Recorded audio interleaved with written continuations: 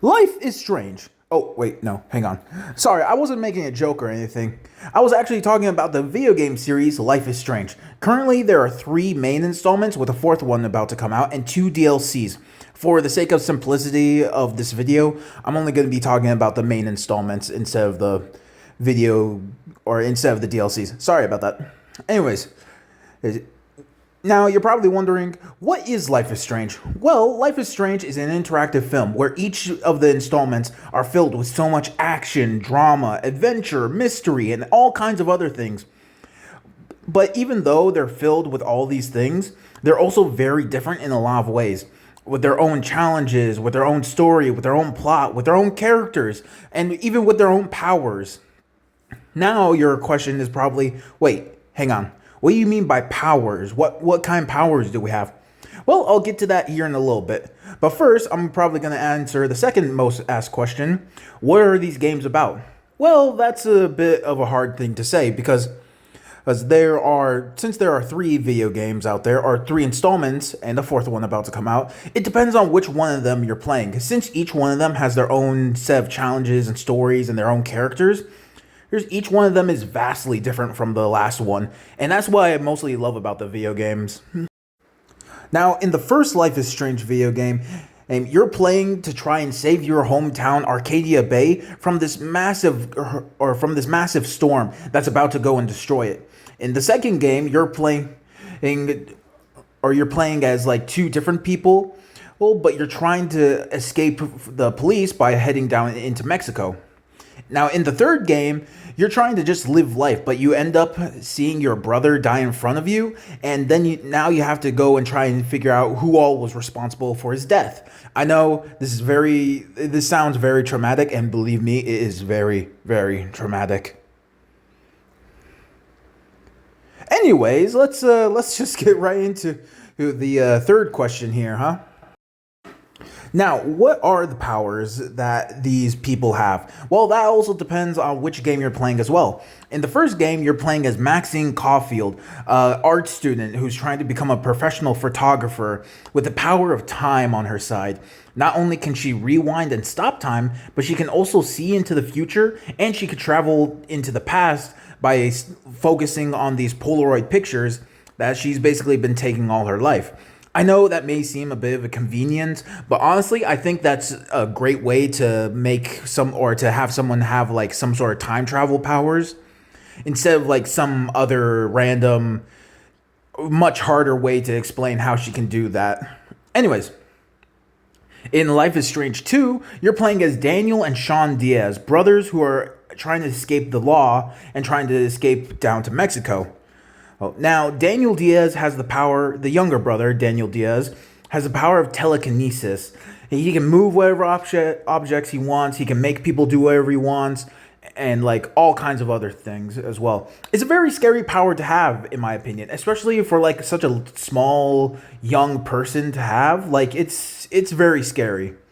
But he uses it for good, to try and help him and his brother escape the law so that neither one of them gets thrown into jail. Now, last but not least, in the third Life is Strange game, Life is Strange True Colors, is Alex Chen. She has the power of emotions, basically. Now, Alex, she's able to not only see other people's emotions, like see what they're thinking, how they're feeling, and all kinds of stuff like that, but she can also change people's emotions drastically as well. Like, someone can be angry as all hell, but then she can just basically 180 it and make it so that you're real calm and relaxed throughout the rest of the day. And it's one hell of a power to have, especially how she uses it as well. Oh, and before I forget, she can also enhance people's emotions as well. Like, if they're feeling a certain emotion, she can basically boost that emotion by like times 10 or some shit like that. It's a very scary, well, no, it's not scary. It's a very serious and very cool power to have, considering the other two are like these all-powerful, very mean powers to have. And then we basically take a very like drastic turn and basically have it like being emotions.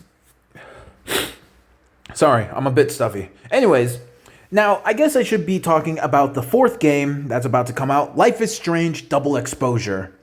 Now, Life is Strange Double Exposure, right, we get to play as Max Caulfield again, which I am super excited to be playing again. It's been over 9 years since the original game came out, and I'm glad that they're bringing Max back. Now, she's older, and she's at a different college now. Oh, man, why am I so stuffy? Anyways, and while I was watching the trailer, I was like, oh man, we're playing as Max again? Cool, I can't wait to use these time powers again. I use telekinesis and emotions. Now I get to go back using time. But nope, instead, the game developers decided to take that away from me. And you know what they ended up doing instead? They ended up giving her the powers to dimension hop. Now, what I can tell from like the trailer and everything, Max tries to use her power to rewind time and everything, but she ends up hopping into another dimension where her best friend is alive. And if you played the first video game, no, I don't mean Chloe, I mean a different best friend. Anyways, I think it's really cool, to be honest. It's just a really different, and I'm sort of wondering how she got this power after not using her time powers for so long. So I'm sort of wondering do their powers change when they see someone die, or do their powers just change as they get older? Anyways, it's a lot to process, and it's a lot to think about as well.